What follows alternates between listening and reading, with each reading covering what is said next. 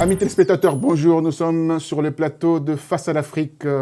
Voilà, Face à l'Afrique aujourd'hui revient sur une problématique de la monnaie africaine. La monnaie africaine, bien entendu, on parlerait aujourd'hui du franc CFA. Le franc CFA, la zone franc. La zone franc, est-ce que le franc CFA est-il un frein pour l'économie africaine?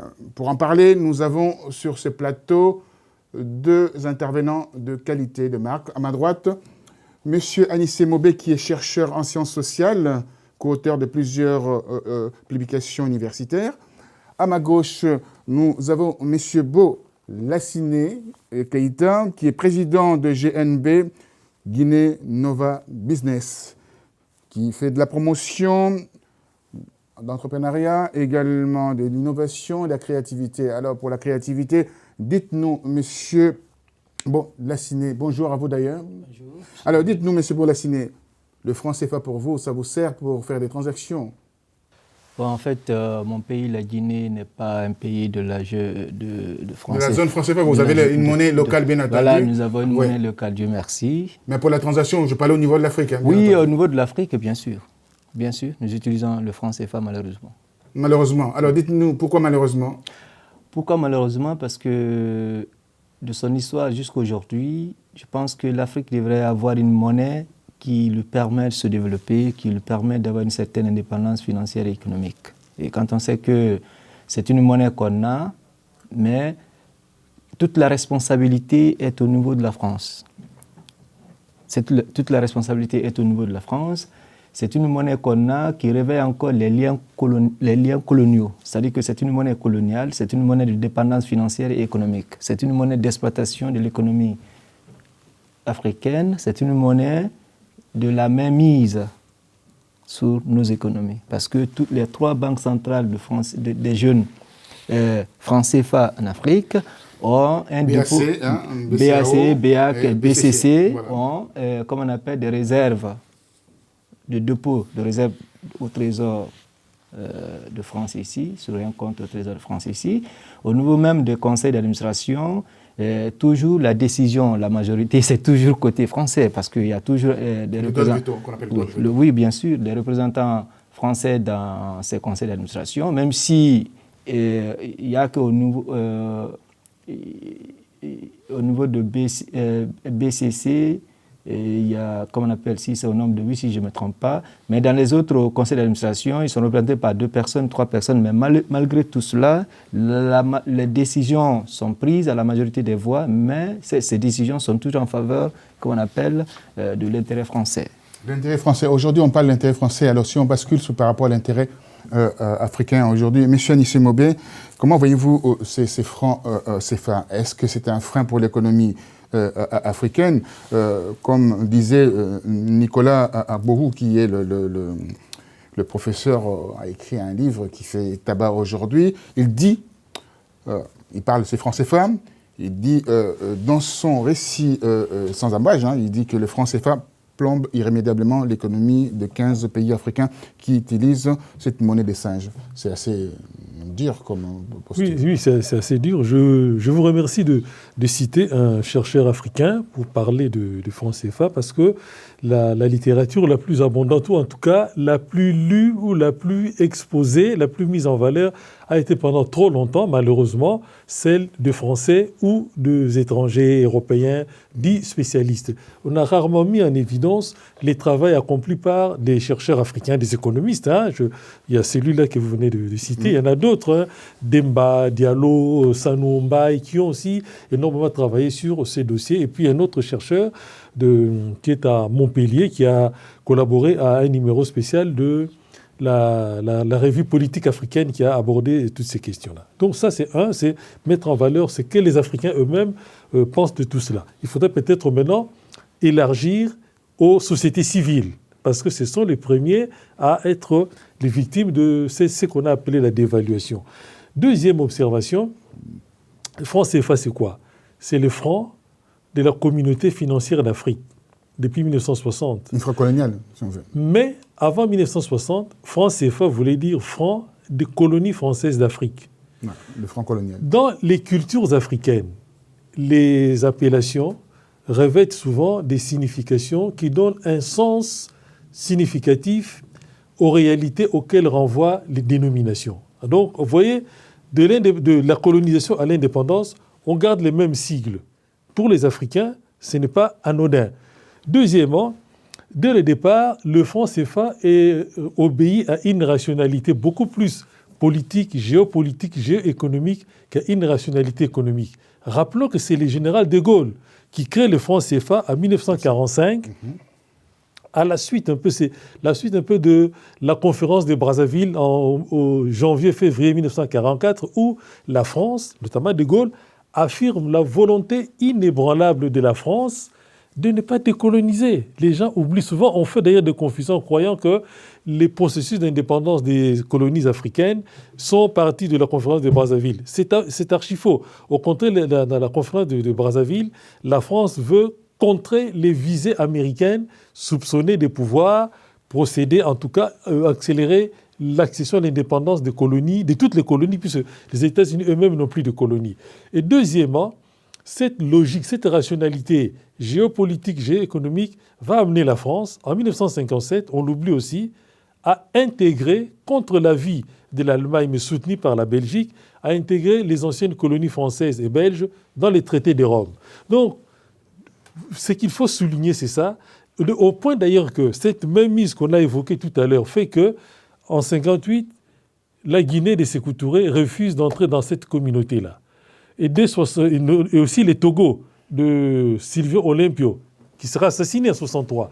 Et plus tard, très vite, c'est le Mali avec Modibo Keïta qui quitte la zone franc-CFA. Parce que, tout justement, ils se rendent compte que la rationalité politique qui est sous-jacente au maintien du franc-CFA est à l'opposé, ne va pas favoriser le développement des États africains. Alors, quand le professeur Nicolas Abou dit que le franc CFA est d'origine nazie, que pensez-vous de tout cela? Bon, ça dit qu'il ne faut pas aussi exagérer. Bon, peut-être qu'il a mené des études... 45, vous avez parlé voilà, ils ont pris référence par rapport à Je pense que 45, bon, c'est parce que, justement, le général de Gaulle se rend compte, il est le mieux placé, il est le mieux qualifié, se rend compte à quel point les contributions financières, économiques, militaires et matérielles des colonies, notamment des colonies africaines, ont été déterminantes pour que la France ne sombre pas. Je rappelle qu'en Afrique de l'Ouest, notamment au Sénégal, il y a encore de Vichy, donc des partisans du maréchal Pétain qui sont encore très actifs contre le général de Gaulle.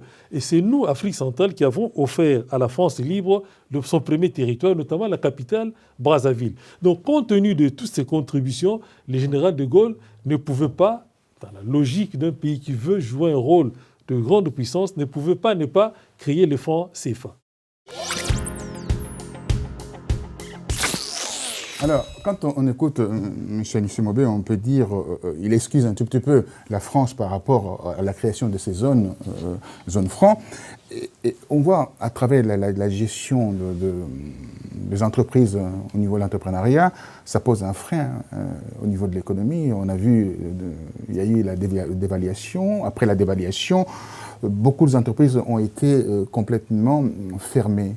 Et ça a endeuillé beaucoup de familles et ça a ramené l'économie africaine vers le bas. Alors, pensez-vous qu'on doit toujours maintenir cette zone franc? Merci beaucoup. Avant de venir à la question, il a dit quelques points intéressants. C'est-à-dire que quand il prend en 1945, avant 1945, il y a eu la crise de 1929 qui a commencé aux États-Unis jusqu'en Europe. Oui. Et la France... La crise de voilà. Et cette crise-là a provoqué encore beaucoup de révolutions à travers l'Europe, qui a amené des mouvements comme Mussolini et autres qui sont venus au pouvoir après. Les pouvoirs qui existaient en ce moment étaient tombés. Maintenant, mais la France s'est toujours servie de l'économie des colonies. C'est grâce à l'économie des colonies, les matières premières des colonies, la production des colonies, que la France a pu quand même... Même au niveau de main-d'œuvre d'ailleurs, par rapport à ça. Tout à fait. Maintenant, on va venir en 1945 jusqu'à maintenant. Et nous, quand nous avons la Guinée qui utilisait le franc colonial, la Guinée va accéder à l'indépendance, mais nous sommes séparés autrement parce que nous avons dit non à la France. Général de Gaulle voulant punir la Guinée, voulant sanctionner la Guinée pour ne pas que d'autres pays s'en inspirent du cas guinéen, la Guinée va demander de rentrer dans cette jeune franc CFA. Ils vont bel et bien demander de rentrer là-dedans, c'est que la France va nous refuser. Et après, on envoyait nos produits ici pendant 6 mois. La France va les stocker au port de Marseille et ailleurs, qui pourrissaient là-bas la banane et autres. Donc, c'est en ce moment que Sékou Touré décide de créer sa monnaie. Il va décider de créer sa monnaie. Il va même décider d'orienter le partenariat avec les pays de l'Est, où on amenait des Roumains, des Bulgares, des Russes en Guinée qui apprenaient le français et pour pouvoir enseigner les Guinéens. C'est pourquoi il dit un jour aux Français qu'il a beaucoup plus à contribuer au développement de la langue française mieux que les Français, parce que lui, il a... Voilà. Maintenant, pour revenir comme on appelle à la question, vous savez, aujourd'hui, il n'y a pas longtemps, les chefs d'État africains ils étaient à Addis Abeba ou je ne sais pas ailleurs, ils étaient là-bas pour discuter la bancarisation. C'est-à-dire que quand il dit tout de suite là, la société... oui, M. Mobé, je m'excuse, M. Mobé, disait que la société civile, au niveau du peuple, au niveau des citoyens, au niveau de la population, les gens ils se lèvent, ils se mettent ensemble, formation ou pas formation, avec quelques expériences, ils se mettent ensemble pour créer les petites moyennes entreprises. Vous voyez?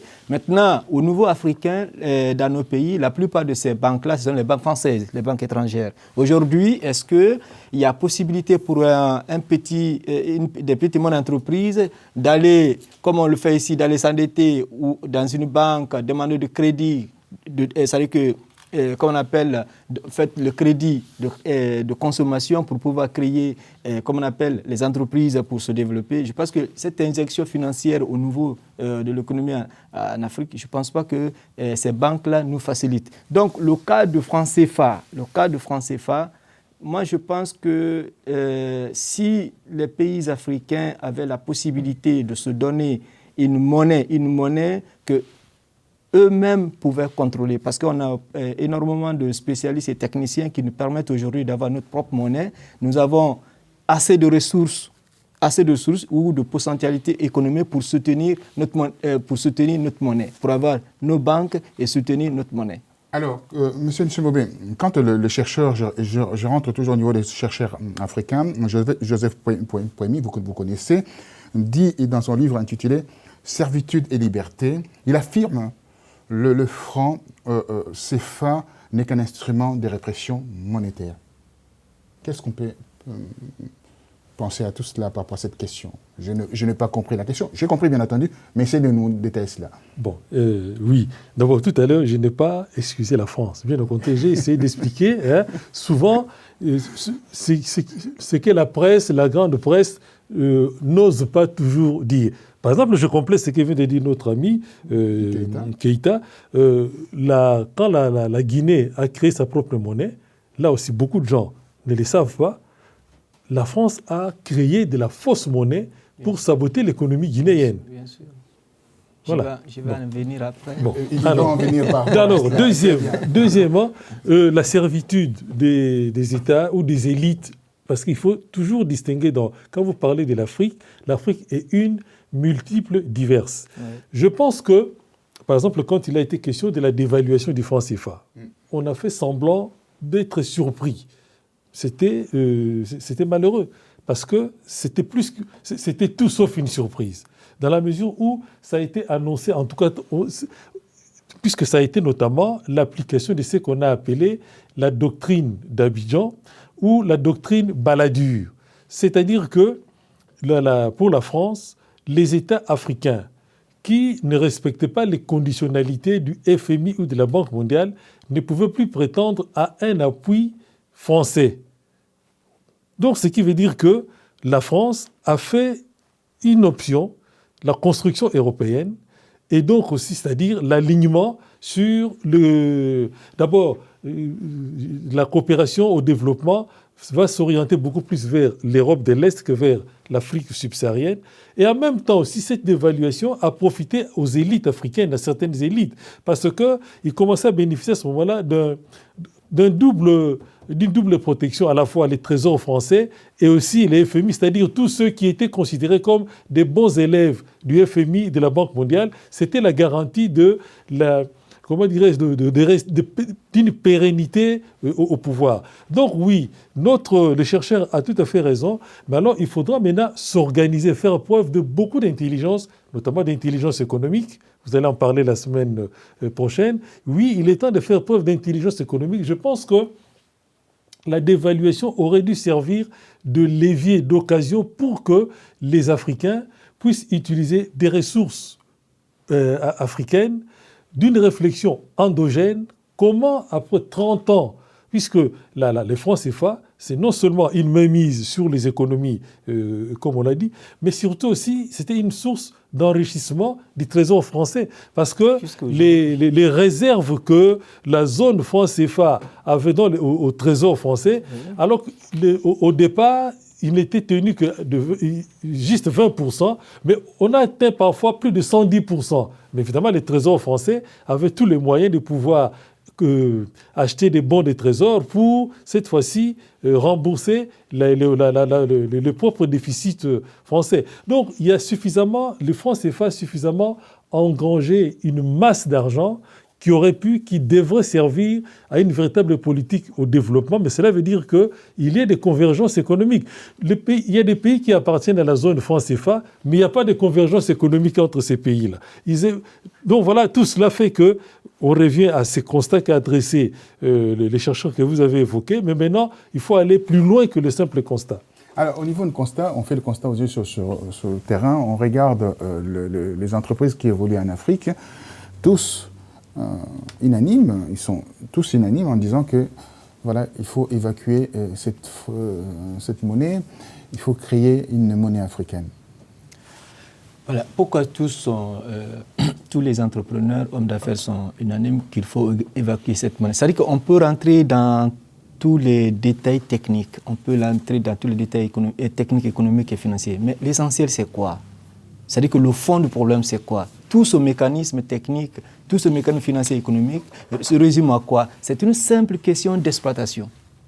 C'est parce que j'ai dit tout à l'heure. Voilà, c'est parce que c'est une voilà, tout à fait, parce qu'en fait, c'est-à-dire que tout est orienté vers la consommation, comme on appelle française. Tout est orienté vers la consommation française, c'est que ça ne profite pas ni au peuple, comme on appelle africain, ça ne profite même pas à ces entrepreneurs. Parce que quand on fait l'entrepreneuriat, nos partenaires financiers en Afrique, l'expression monétaire, cette monnaie, elle est française. Et à travers cette monnaie, on exploite non seulement nos intelligences, et on exploite aussi nos ressources. La question fondamentale, c'est quoi? Est-ce qu'on aura une possibilité financière qui nous donne une certaine indépendance financière? Excusez-moi d'utiliser 2 fois financière, une certaine indépendance financière. Le problème, c'est quoi? Est-ce que nous contrôlons le franc CFA? Parce que la France peut dévaluer le franc CFA comme il veut, quand il veut. Ce qu'on a vu d'ailleurs. La convertibilité ne dépend pas de nous. Les décisions qui sont prises ne dépendent pas de nous. Nous ne sommes pas consultés. Nous ne sommes pas consultés. Vous, entrepreneurs, demain, vous vous engagez dans un processus de création, vous développez un produit, mais du coup, on vous dit que la valeur de cette monnaie est égale à 1 ou à 2 par rapport à votre produit. C'est-à-dire que cette stabilité ne dépend pas de nous. Or, la stabilité de la jeune euro dépend des Européens, la stabilité de dollar dépend des Américains, la stabilité de, comme on appelle, le rouble dépend, comme on appelle, des Russes, mais la stabilité, etc. Voilà, etc. Mais est-ce que toutes ces conditions de stabilité du franc dépendent réellement